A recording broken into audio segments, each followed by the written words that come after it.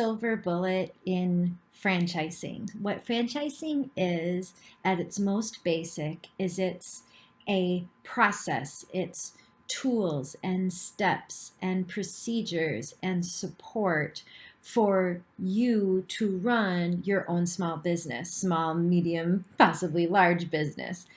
Um, what franchising is not, though, is a guarantee. And I think that's important to remember in this week's 2-minute tip what you're getting yourself into with a franchise.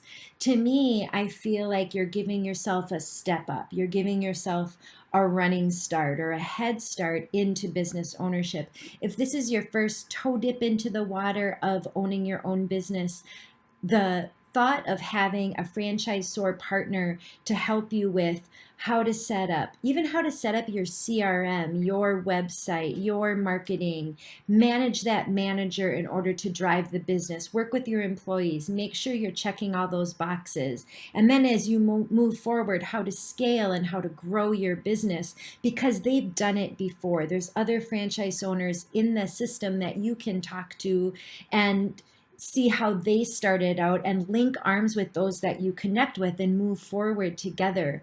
When you're looking at franchises, it's the same thing. So I have a system and a process in place. You can move fast or slow through it, but how you follow those steps and move along in the process really is an indicator of what kind of franchisee you're going to be. If you're pushing back to me on timing or saying that, maybe we want to do this a different way or trying to skirt around a couple of the steps, that's not a good sign that you're going to be a great franchisee.